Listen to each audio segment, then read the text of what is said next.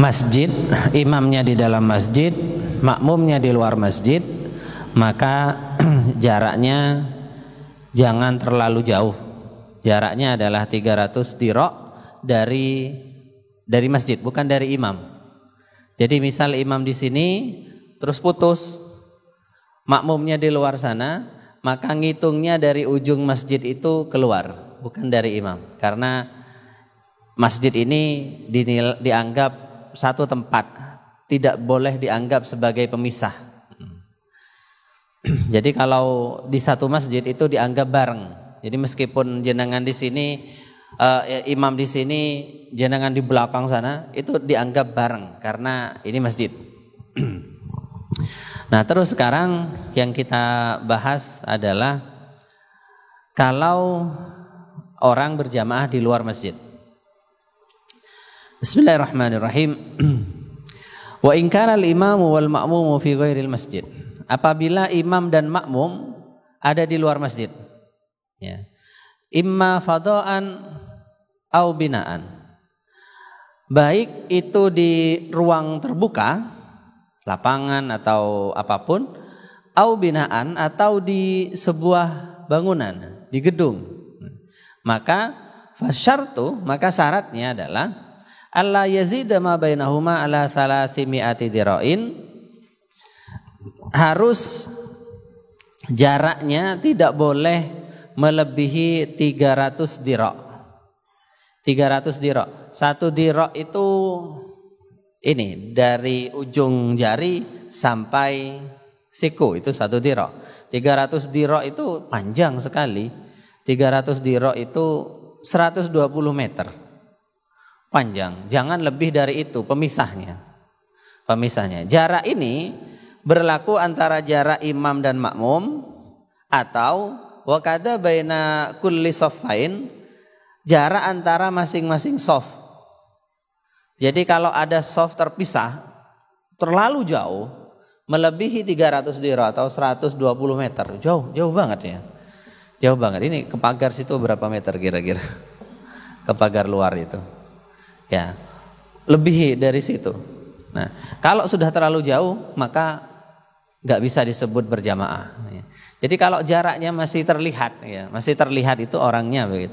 Itu di bawah 100 dirok, di bawah 300 dirok itu masih bisa dianggap berjamaah, ya. Atau au sahsaini mimman itamma bil imam khalfahu au bijanibihi. Atau jarak antara barisan antara dua orang yang sama-sama jadi makmum. Sama-sama jadi makmum tapi terpisah jauh sekali, maka enggak sah.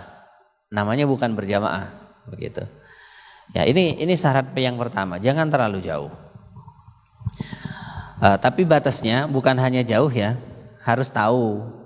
Kalau misalkan enggak sampai 300 dirok, enggak sampai 120 meter dekat tapi enggak tahu kegerakan imam, ya sama saja, enggak boleh.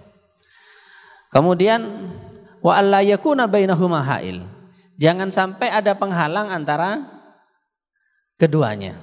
Enggak boleh ada penghalang. Penghalang itu apa? Sesuatu yang membuat enggak bisa lewat. Apa itu? Tembok.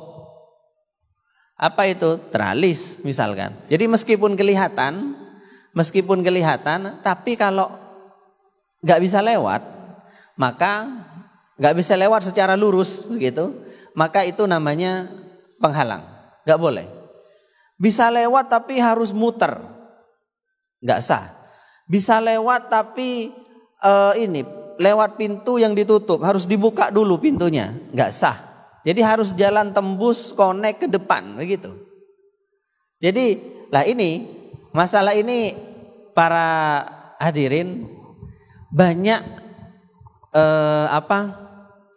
terjadi masalah yang gak sah itu di musola yang tingkat,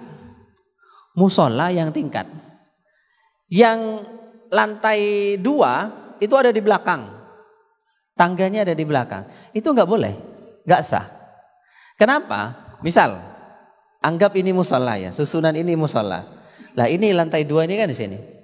Untuk mencapai lantai ini lewat mana? Lewat belakang. Kalau ini lewat depan, masih bisa. Nah ini masjid, kok masjid nggak masalah. Mau lewat depan, mau lewat belakang nggak masalah. Kan masjid satu tempat semuanya. Seandainya musola, lantai ada di belakang, kok lantai siapa? Tangga ada di belakang, kemudian makmumnya di tengah, di atas kan. Dia nggak bisa maju ke depan ke imam tuh nggak bisa nyampe. Bisanya harus lewat belakang, harus muter. Lah itu nggak sah. Karena nggak bisa nyampe itu tadi. Ada hail. Demikian juga orang yang sholat di teras musola, serambi musola, sebelah kanan dan sebelah kiri, dan tidak ada pintunya di depan. Itu nggak boleh. Jadi misal ada satu ruangan, anggap ini musola, terus di luar situ itu ada soft itu di luar situ. Itu kan nggak ada pintu tuh, kanan kiri. Ada yang sholat di luar situ. Itu tidak sah kalau musola.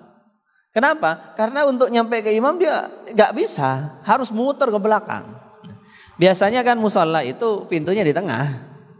Lah ini yang masalah. Jadi kalau bangun musola, para hadirin pastikan di depan sini soft awal ada pintu masuk.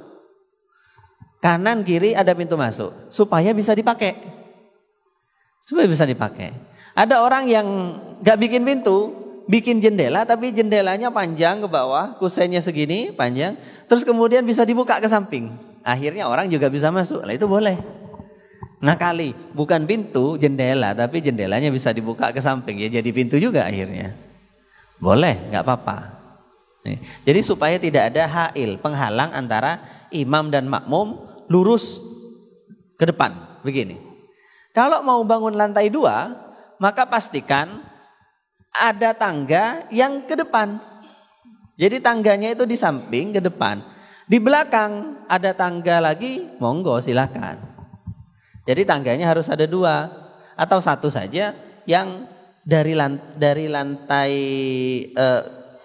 lantai bawah ke atas lewat depan. Jadi lurus gini loh. Baik di kanan atau di kiri. Monggo terserah. Jadi kalau di tempat saya mondok dulu, musolanya lantai 2. Lantai 2 besar. Pintu utama ke lantai 2 itu tangganya ada di belakang. Yang gede, pintu utama yang gede. Orang kalau mau masuk lewat situ. Tapi di depan itu ada tangga lagi ke soft awal. Ke soft depan. Nggak harus awal, soft 2 boleh, soft 3 boleh, terserah. Pokoknya ke depan. Ada tangga lagi kecil, cukup dilewati 2 orang gitu. Tapi bisa. Jadi orang dari seandainya lantai atas mau ke imam itu ya ke depan, bukan ke belakang. Oke. Paham nggih? Maksudnya, nah ini penghalang namanya. Atau sholat di rumah, imamnya di ruang tengah misalkan, makmumnya di kamar, terus kemudian ada tralisnya, ada jendelanya, kelihatan, imamnya kelihatan. Oh ini di depan, cuman tembok di sini, pintunya di belakang. Lah itu ya nggak boleh, meskipun kelihatan karena ada penghalang. Nggih, paham nggih? Jadi harus ada jalan yang lurus ke depan. Nah itu aturannya.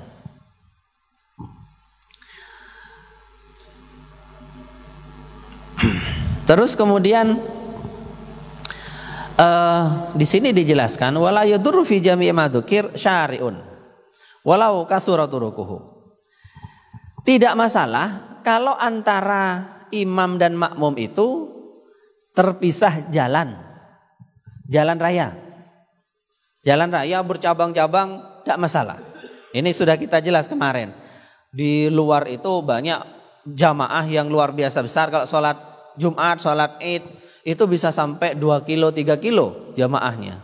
Nah itu terpisah jalan raya nggak masalah. Jalan raya nggak dihitung. Wala nahrun juga sungai. Sungai itu tidak masalah, terpisah sungai. Jadi ada jamaah masjid sekian kilometer jamaahnya terus ada terpisah sungai. Enggak masalah. Wa in ahwaja ila siahah. meskipun ila sabahah, ila sibahah, meskipun butuh berenang untuk menyeberangnya, enggak masalah. Yang penting lurus itu tadi. Jadi jalan raya, sungai itu dianggap bukan menghalang. Baik.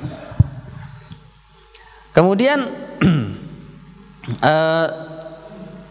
ada penjelasan akhir ya di bagian ini adalah tentang jamaah yang paling utama. Salat jamaah yang paling utama itu ada urutannya. Afdhalul jamaat, salat jamaah yang paling utama, yang pertama itu adalah al-jamaah fil jum'ah. Salat berjamaah Jumatan. Itu paling besar pahalanya ya. Tsumma fi subhiha. Kemudian subuh hari Jumat. Nah sekarang subuh hari Jumat ini ranking 2, jamaah yang paling sip lah. Summa fi subhi ghairiha. Ranking 3 adalah sholat subuh di selain Jumat. Itu keutamaannya. Jadi kalau jenengan misalkan gak bisa sholat jamaah terus menerus, pastikan di waktu yang utama ini harus. Kalau Jumatan wajib ya. Kalau selain Jumatan fardu kifayah. Jadi subuh Jumat, subuh selain Jumat, tsumma fil isya, kemudian jamaah isya. Tsumma fil asri, kemudian jamaah asar. Ini jamaah yang repot-repot ini. Subuh, kemudian isya itu repot. Kemudian asar itu repot. Ya, isya itu waktu orang tidur, istirahat di rumahnya.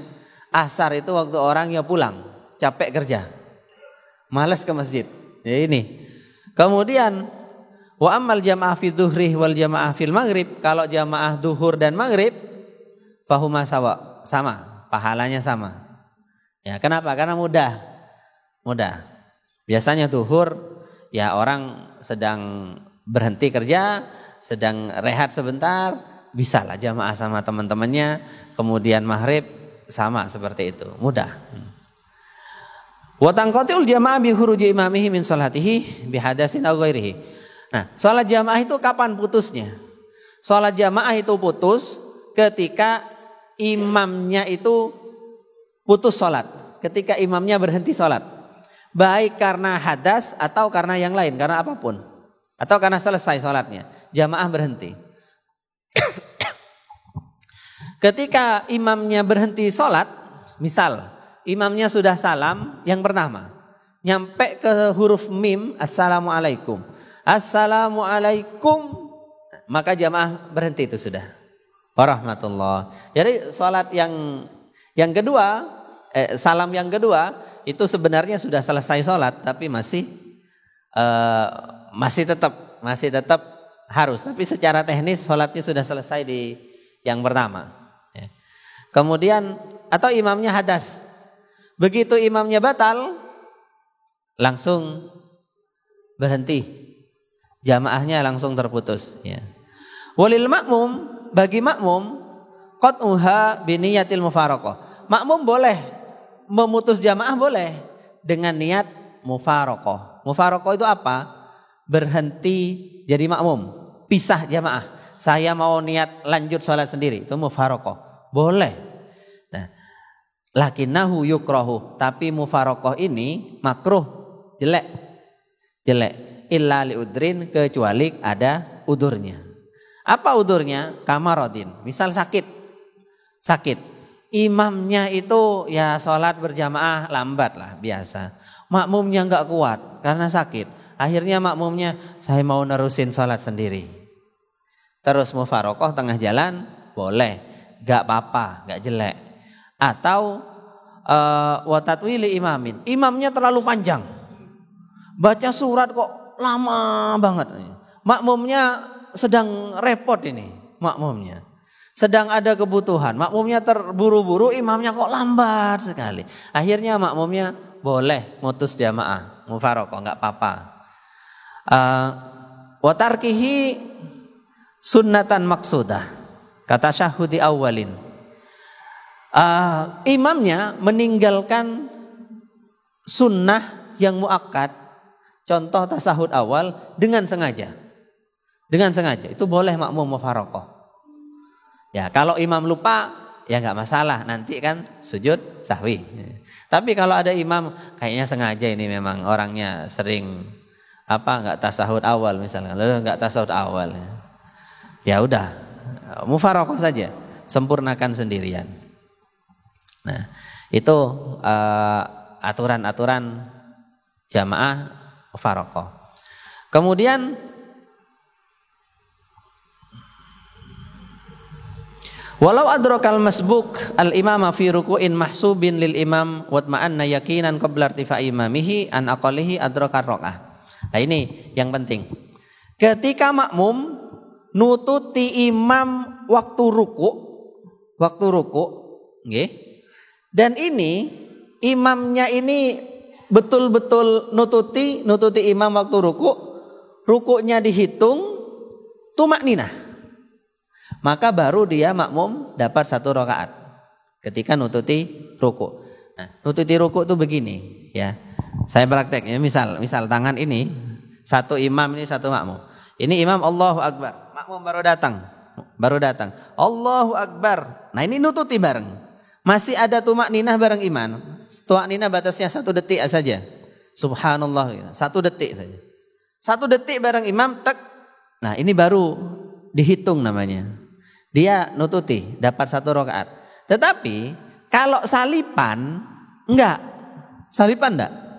Atau enggak salipan tapi begini.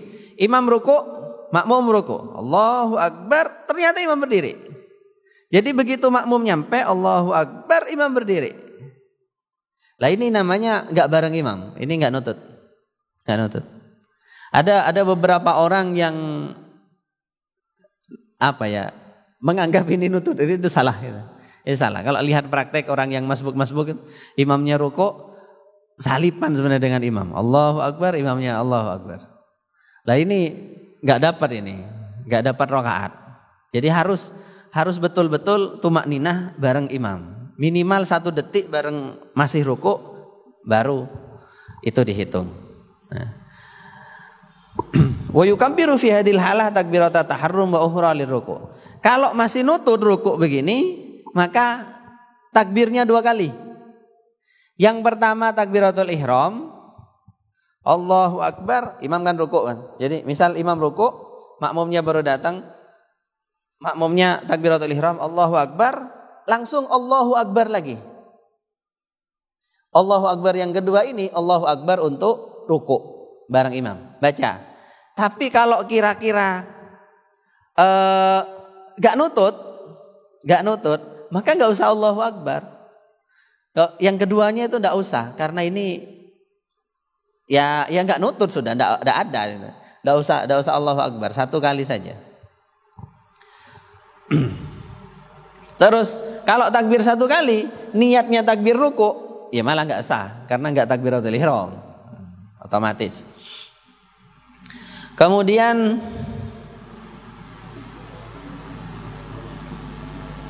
nah ini yang banyak yang enggak tahu juga ya. Wa idza sallama imamuhu wa qamal masbuk.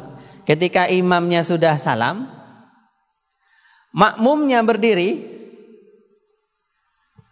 Waktu berdiri ini baca Allahu Akbar apa tidak? Allahu Akbar apa tidak? Nah, tidak semua. Jadi kabbara liqiyamihi in kana fi mahalli julusihi wa illa fala.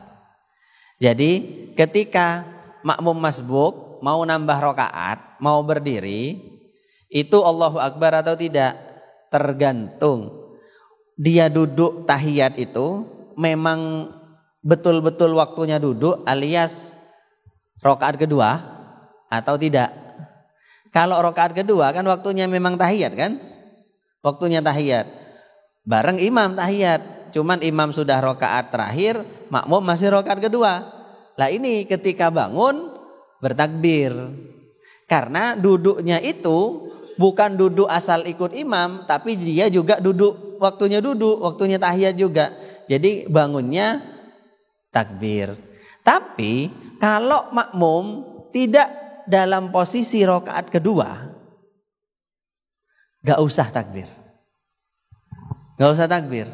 Kalau makmum, waktu imam salam, makmum itu bukan waktunya tasahud, dirinya sendiri, bukan waktunya tasahud. Ya berdiri saja nambah, misal isya nambah 1 rakaat.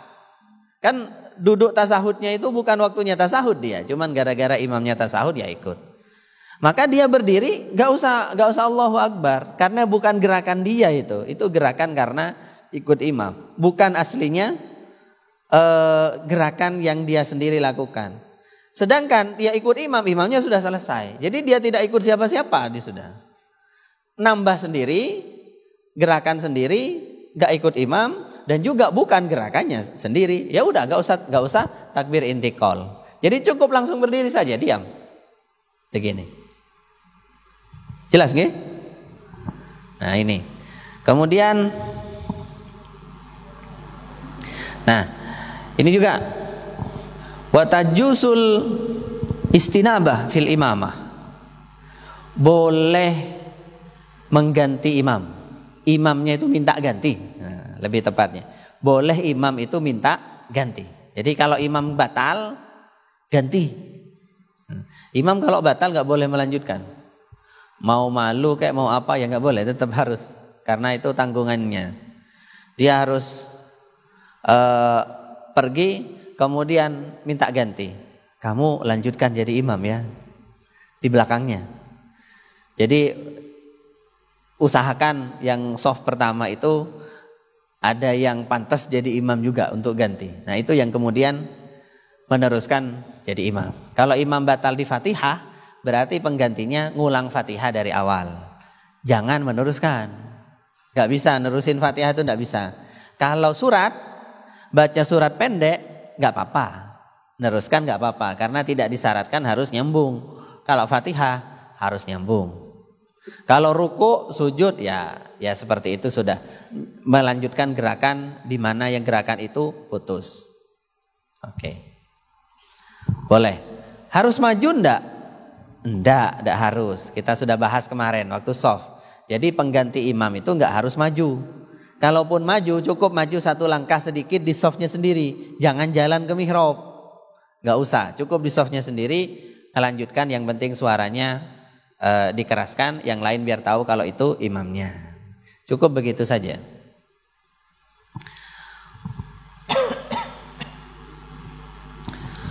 Kemudian oke, sholat jamaah sudah selesai.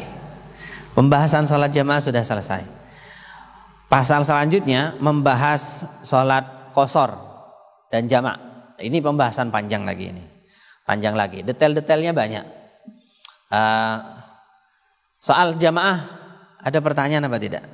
Sebelum lanjut, monggo.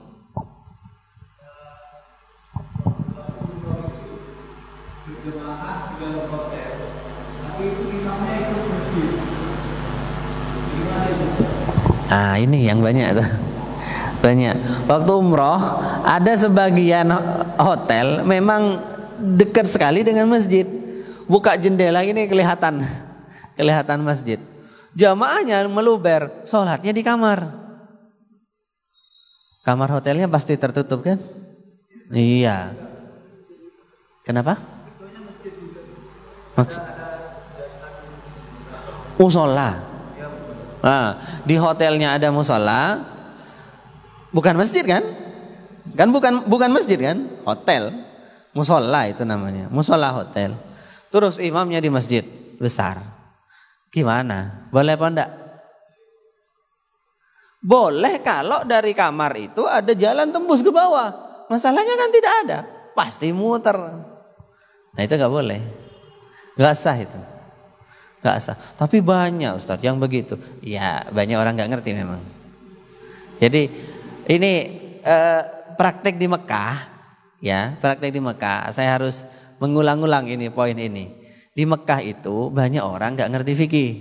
Orang awam itu. Ya. Jadi jangan bawa praktek Mekah terus kemudian dianggap benar. Karena orang di Mekah melakukan. Oh itu enggak. Orang di Mekah itu ngumpul sedunia. Itu banyak, kebanyakan orang ya gak ngerti. Orang-orang awam. Dianggap terus benar.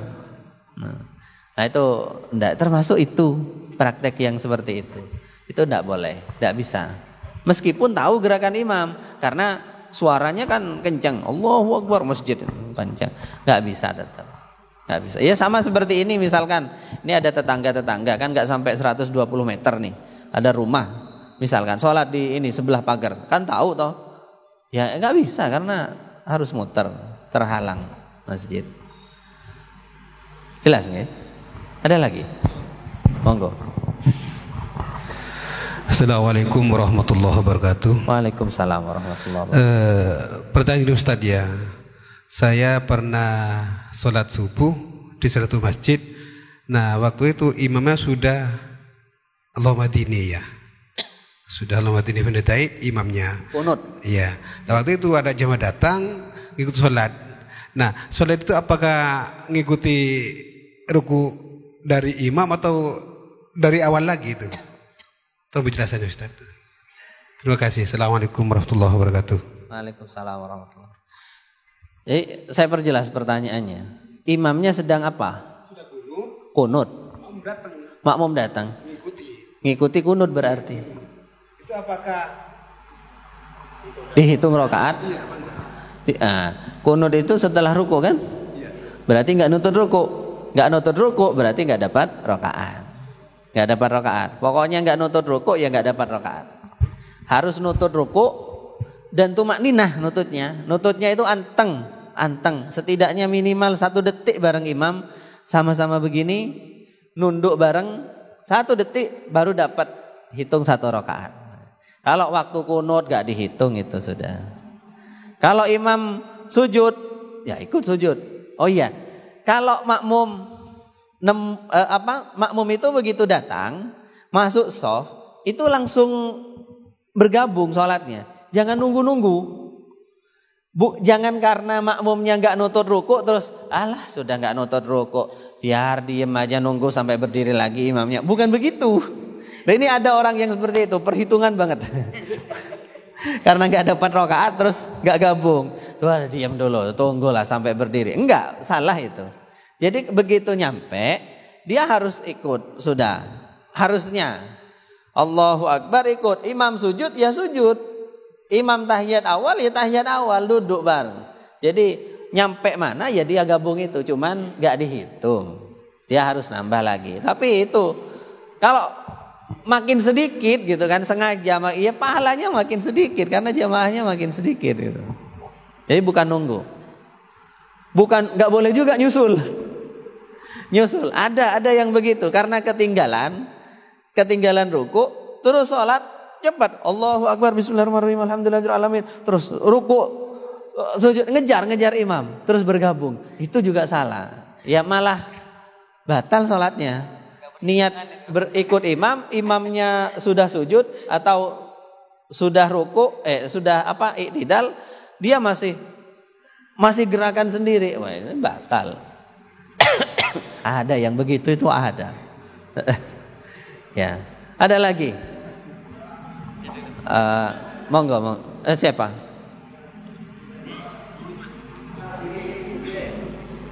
Niko. Assalamualaikum warahmatullahi wabarakatuh. Waalaikumsalam warahmatullahi wabarakatuh. Ustadz, kami masbuk, kemudian kebetulan berdua. Ketika masbuk kita dapat 1 rakaat bersama imam yang di depan. Kemudian teman kami itu merapat ke kami, kemudian mengangkat kami jadi imam. Itu boleh apa tidak? Aturannya bagaimana? Oke. Sama-sama masbuk, begitu nggih? 2 orang. Terus ketika sudah imam yang pertama selesai, terus lanjut jamaah tapi yang satunya jadikan imam gitu. Boleh apa tidak? Boleh, nggak apa-apa. Tapi tidak diperlukan. Ngapain Pak? Karena sudah dapat itu pahala jamaah sudah dapat. Ya teruskan sendiri-sendiri, nggak perlu melanjutkan terus orang lain dijadikan imamnya, itu nggak perlu. Oke, tapi boleh, nggak apa-apa. Ada lagi? Monggo.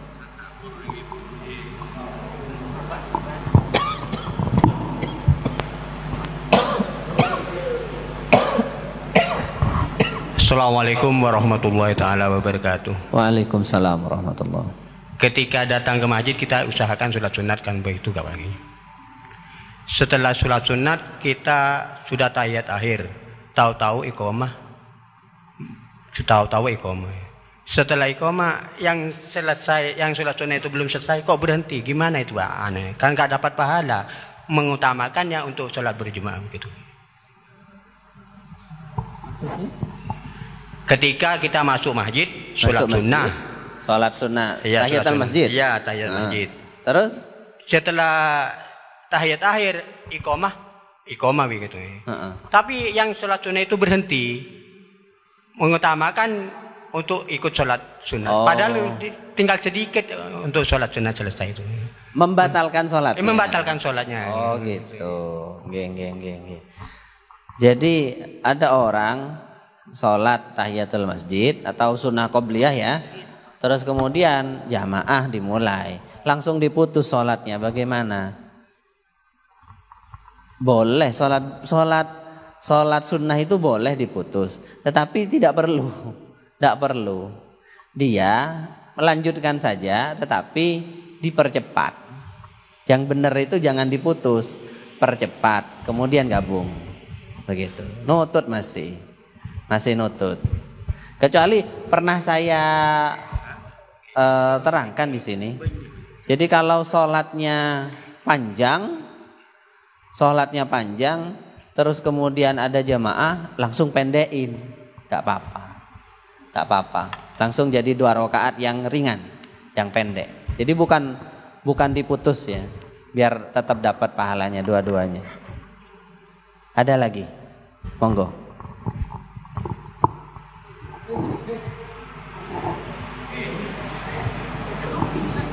Ya, gantian. Oh, monggo. Bismillahirrahmanirrahim. Mau tanya Ustadz, cara mufarokoh itu kan kita jamaah ini kan pingin mufarokoh pada saat pada saat berjamaah itu untuk mufarokoh itu apa di tempat itu sendiri apa harus pindah gitu Ustaz? Oke, bagus. Kalau mufarokoh, apakah harus pindah tempat atau bagaimana? Tidak harus pindah. Ya gak usah pindah bahkan, ngapain pindah?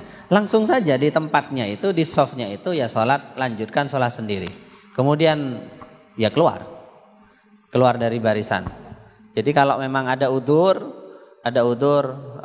ibu-ibu ini banyak kasus bawa anak misalkan. Tengah anaknya tiba-tiba rewel, tiba-tiba apa atau anaknya jatuh di belakang nangis malah ganggu semua orang. Ya sudah mufarokoh saja. Lanjutkan agak cepat. Kemudian segera diatasi. Enggak masalah. Enggak usah pindah, ya tetap saja. Ada lagi? Saya Ustaz.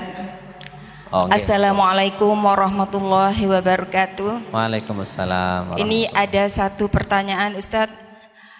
Ketika kita di masjid, umpama saya nih sholat sunnah Ustadz, sholat sunnah, terus tiba-tiba ada orang lain di belakang ternyata minta diimami Ustadz ketika sholat. Ternyata kan saya sendiri umpama sholat sunnah, gimana itu caranya Ustaz? Baik, ini sudah pernah ya berkali-kali. Jadi sholat yang begitu itu tidak apa-apa Ibu, meskipun beda sholat. Yang satu imamnya sholat sunnah, makmumnya sholat wajib, tidak masalah. Meskipun beda rokaat, tidak masalah. Imamnya 2 rokaat, makmumnya sholat maghrib misalkan 3 rokaat, tidak masalah, tinggal nambah. Jadi tidak masalah. Yang masalah itu, yang gak boleh itu kalau gerakan sholatnya beda. Apa gerakan sholat yang beda? Gerakan sholat yang beda itu pertama, sholat jenazah. Sholat jenazah itu gak sama gerakannya dengan sholat biasa. Ada orang sholat jenazah terus jenengan mau sholat duhur di belakangnya, gak sah. Beda jenis itu, lain jurusan. Ya. Terus yang kedua, sholat gerhana, kusuf dan husuf. Gerhana itu beda, gak boleh. terus sholat yang lainnya. Kenapa? Karena sholat gerhana itu berdirinya 2 kali. Fatihah 2 kali, surat 2 kali, rukuk 2 kali, i'tidal 2 kali. Jadi sholat gerhana itu baca biasa sampai rukuk, i'tidal, sami Allahu liman hamidah, rabbana walakal hamd. Terus bismillahirrahmanirrahim lagi. Surat lagi, rukuk lagi, i'tidal lagi, baru sujud. Nah, beda ini. Ini enggak boleh ini. Enggak boleh ada makmum yang ikut. Kalau beda jenis sholatnya, ntar enggak sinkron. Tapi kalau sholat yang 5 waktu ini sama sholat sunnah yang biasalah lumrahnya itu, bukan jenis 2 sholat ini, semuanya sama rokaatnya, gerakannya tetap sama. Bukan rokaatnya, gerakannya tetap sama. Ini sholat sunnah Ustadz. Yang pertama itu pakai ketika sholat sunnah. Terus yang di belakang itu maunya diimami jadi sholat wajib. Nggih. Itu yang dia Ustaz. Ya, terus jawabannya itu saya gimana Ustaz? Enggak apa-apa. Seperti saya jelaskan barusan enggak apa-apa. Nggih. Terima kasih. Assalamualaikum warahmatullahi wabarakatuh. Waalaikumsalam. Jadi sholat sunnah, sholat fardu itu sama semua, satu jenis. Jadi enggak masalah. Monggo.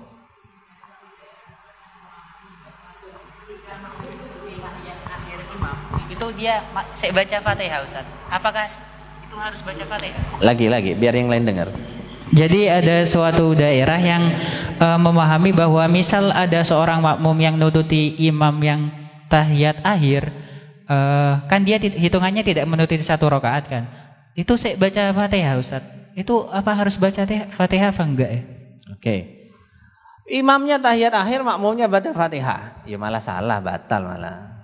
Enggak boleh. Itu pemahaman di daerah itu yang salah. Entah siapa yang ngajari pertama kali, nah itu salah, harus diingatkan. Jadi ketika bergabung dengan sholat, imam di posisi apa, makmum ikut. Imam itu di posisi sujud, makmum ikut sujud. Duduk di antara 2 sujud, ya makmum duduk di antara sujud. Gak usah takbir ya, gak usah takbir, karena bukan gerakannya. Terus imam tahiyat, ya makmum ikut tahiyat. Oke. Gak usah takbir itu maksudnya apa? Takbiratul ihram, Allahu akbar, duduk sampean. Nggih. Sampun. Oh iya batal kalau malah imam tahiyat, makmumnya baca Fatihah. Nah ini niat makmum apa enggak ini sebenarnya? Oke, monggo. Jika imam batal atau yang tadi mau tadi, jalan keluarnya bagaimana Ustaz? Kalau dia melewati apa boleh ke samping atau boleh ke belakang? Harus ke belakang. Kalau imam batal, cara keluarnya bagaimana? Ya lewat di soft. Gak ada lagi caranya, cuman itu. Kalau nggak bisa, nggak memungkinkan, softnya sudah rapat dan itu nggak ada pintu itu, nggak ada pintu di sini. Gimana? Ya nggak usah keluar, diam saja dia. Diam saja, karena nggak bisa keluar. Mau nerobos bisa batal itu makmumnya, kan harus geser begini. Ya malah bisa menghadap selain kiblat, itu nggak boleh, batal. Ya sudah, tunggu dulu, nggak ada pilihan lagi. Nih, kalau ada jalan lain baru bisa keluar. Nih. Ada lagi? Satu saja sekarang. Monggo. Tadi ini kan banyak masjid. Untuk saat ini kan banyak masjid yang sudah tertutup Ustaz, yang biasanya pakai AC itu. Terkait hailnya bagaimana Ustaz? Apakah mungkin dapat keringanan karena enggak mungkin AC terbuka kan itu? Ya. Terkait nyambung tidaknya yang tadi ya. Oke, kan pasti tertutup. Oke, baik, saya ulangi lagi yang tadi keterangannya. Kalau di masjid seluruh ruangan dianggap satu ruangan. Jadi seluruh bagian masjid dianggap satu ruangan. Meskipun itu muter, meskipun ada apa segala macam, tidak masalah itu. Dianggap satu ruangan. Kalau masjid, pokoknya pintunya jangan. Oh iya, kalau berjamaah pintunya jangan dikunci ya. Kalau dikunci nggak bisa tetap, karena nggak bisa lewat. Ada hail. Jadi gimana kalau masjidnya ber-AC? Kalau berjamaah ya pintunya dibuka. Kalau pas jamaah saja harus itu. Harus. Pintunya nutup semuanya. Lah gak ada akses makmum. Gak ada akses makmum untuk masuk. Ya. Kecuali tutupnya bukan pintu. Tutupnya bukan pintu. Oh iya, ada pendapat yang mengatakan kalau pintu tertutup pokok nggak terkunci itu bisa. Ada, bisa ikut yang ini. Pokoknya nggak terkunci, tapi kalau terkunci nggak bisa. Cuman harus hati-hati karena yang lain itu bilang kalau pintunya tertutup tengah jalan itu batal. Betul. Iya ini masalah ini. Masalah. Betul. Kalau cuman lorong nggak masalah. Kalau cuman lorong. Meskipun muter, meskipun jauh, satu imamnya di menara masjid misalkan. Karena dianggap masjid juga, ya enggak masalah itu. Pokoknya pintunya terbuka. Oke. Betul. Jadi kalau pakai AC dibuka pintunya. Loh, enggak dingin, ya enggak apa-apa, waktu sholat saja, berapa menit. Setelah itu silakan tutup lagi. Baik, saya kira demikian untuk kali ini. Kalau masih ada pertanyaan boleh lanjut ke sini setelah ini buyar. Baik, kita akhiri. Bismillahirrahmanirrahim. Alhamdulillahirabbil alamin. Hamdan yuafi ni'amahu yukafi mazidah. Subhanaka la nasta'inu alaika anta kama sallaita ala nafsik. Allahumma shalli ala sayyidina Muhammad wa ala ali sayyidina Muhammad. Allahumma ij'al jam'ana hadha jam'an marhuma wa tafarraqana bi yadihi tafarruqan ma'suma wa la taj'al fina wa la minna syakiyan ولا مطرودا ولا محروما ربنا آتنا في الدنيا حسنة وفي الآخرة حسنة وقنا عذاب النار وادخلنا الجنة مع الأبرار يا عزيز يا غفار سبحان ربك رب العزة عما يصفون وسلام على المرسلين والحمد لله رب العالمين.